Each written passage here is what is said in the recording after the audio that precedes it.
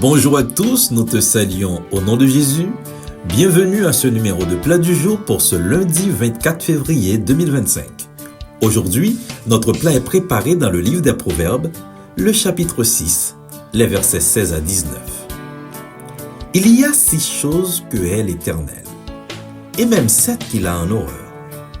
Les yeux hautains, la langue menteuse, les mains qui répandent le sang innocent, le cœur qui médite des projets iniques, les pieds qui se hâtent de courir au mal, le faux témoin qui dit des mensonges et celui qui excite des querelles entre frères. De par sa nature sainte, Dieu ne peut tolérer aucun péché. La Bible dit que ses yeux sont trop purs pour voir le mal et qu'il ne peut pas regarder l'iniquité. Donc Dieu déteste tout ce qui est mal. Les péchés énumérés dans ce texte comme les choses que Dieu déteste sont 7 attitudes et actions qui vont à l'encontre de 2 autres éléments de sa nature, sa justice et son amour. De plus, ces 7 péchés touchent les 3 dimensions de l'être humain, révélant le niveau de corruption de l'homme. L'expression 6 choses et même 7 est une forme de style hébraïque qui met l'accent sur la gravité de ces péchés. Ce passage souligne que le mal n'est pas seulement une question d'acte extérieur, mais aussi d'attitude du cœur et d'intention cachée. Dieu étant saint et juste, rejette tout ce qui détruit l'harmonie et l'intégrité des relations humaines.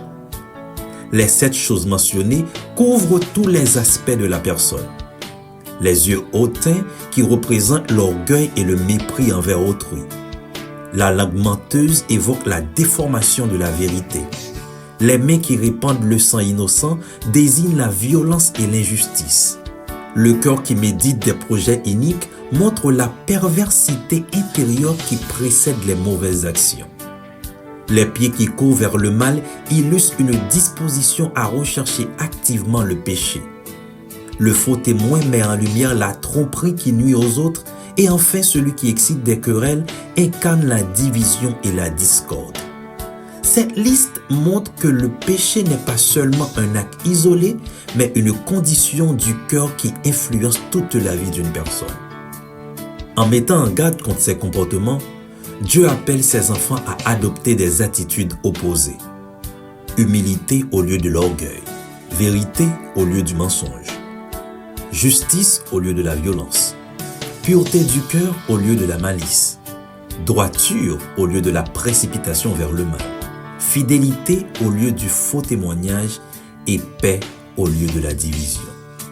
Ce passage nous rappelle que notre relation avec Dieu ne se limite pas à des rites religieux, mais se manifeste par un renoncement total à nous-mêmes et aux œuvres de la chair, ainsi que par notre façon d'exprimer l'amour de Dieu envers les autres. Rechercher la sagesse divine implique de renoncer à ses attitudes mauvaises pour vivre dans la lumière de l'amour et de la justice de Dieu. Bon appétit, bonne journée, soyez richement bénis au nom de Jésus. Merci bon Dieu pour bon moi parole ça. J'aime décourager les pas moi force. J'aime quand l'aime moi soif.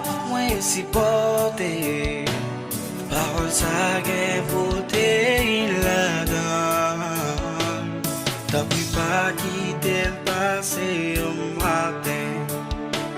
Pour pas prendre rendez-vous avec moi. Ça me pas gêné.